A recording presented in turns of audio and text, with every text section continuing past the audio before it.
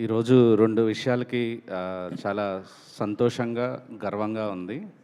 ఒకటి శ్యాంప్రసాద్ రెడ్డి గారు సార్, నేనెప్పుడు కలవలేదు. I'm very big fan of you. Are my biggest inspiration to make films. And రెండో విషయం, నేను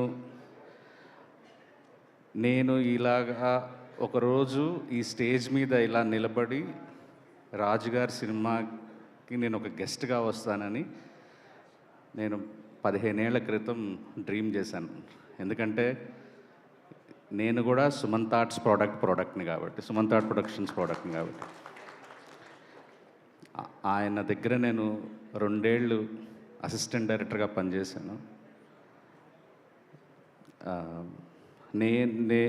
ఈరోజు ఒక సక్సెస్ తీసిన, ఒక మంచి సినిమా అనిపించుకునే సినిమాలు తీసినా కూడా నాలో ఈ ప్యాషన్, సినిమా మీద పిచ్చి, ఇవన్నీ సుమంత్ ఆర్ట్ ప్రొడక్షన్స్లో కూర్చొని ఎంఎస్ రాజు గారి ఆయన డైరెక్షన్లో, ఆయన గైడెన్స్లో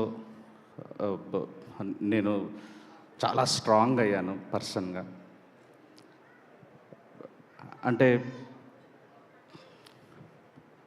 చాలా ఎమోషనల్ జర్నీ నాకు ఆ టైంలో ఆయనతో వర్క్ చేయటం అనేది. నాకు చాలాసార్లు చెప్పినట్టు నాకు అసిస్టెంట్ డైరెక్టర్ ఛాన్స్ రావడానికి చాలా ఇయర్స్ పట్టింది. సో ఆదిత్య గారి త్రూ పొద్దున 9 గంటల నుంచి 7 గంటలకి ఒక డైరెక్షన్ బ్యాచ్ వెళ్ళిపోతే, సాయంత్రం 7 గంటలకు వెళ్ళిపోతే, మళ్ళీ సాయంత్రం 7 నుంచి 10 వరకు ఆయన నన్ను కూర్చోబెట్టుకొని ప్రతిరోజు చెప్పిన స్టోరీ మళ్ళీ చెప్పి అది నేను రికార్డ్ చేసుకొని, సాయంత్రం ఆయన మళ్ళీ మ్యూజిక్ వింటూనో లేకపోతే ఏదో ఒక సినిమా చూస్తూనో ఆయనకి ఎక్కడో ఒకటి మళ్ళీ ఒక ఐడియా ట్రిగ్గర్ అయితే, ఆ ట్రిగ్గర్ అయిన ఐడియా నుంచి మళ్ళీ స్క్రీన్ ప్లేని బ్యూటిఫుల్గా ఆ నెక్స్ట్ డే దాన్ని ఎంత అందంగా మార్చేవారంటే, ఇవన్నీ నేను ఆ రికార్డ్ చేసుకున్నదంతా తీసుకెళ్ళి నైట్ అంతా కూర్చొని రాసి, మళ్ళీ పొద్దున రాజుగారు ఈరోజు ఏం చెప్తారు, ఈరోజు ఈ స్క్రీన్ ప్లేని ఎలా మార్చిపోతున్నారు, ఇదంతా నాకు ఒక ఎగ్జైట్మెంట్. అరే ఇలా కదా సినిమాలు పనిచేయాలి, ఇలా కదా ఇంత పిచ్చితో కదా మనం పనిచేయాలి సినిమాలంటే అనేది. నాకు 2 ఏళ్ళు నాకు రాత్రి రాయటం అంటే చాలా చాలా ఇబ్బందిగా ఉండేది. కానీ పేజీలు రాసేవాడిని. కానీ నాకు అంటే పొద్దునంతా ఆయన మాటలు విని, మళ్ళీ ఇంటికి వెళ్ళి అంతా ఆయన మాటలు వాక్మెన్లో వింటూ, sir like thanks for giving me opportunity. And చాలా నేర్చుకున్నాను సార్ మీ దగ్గర నుంచి.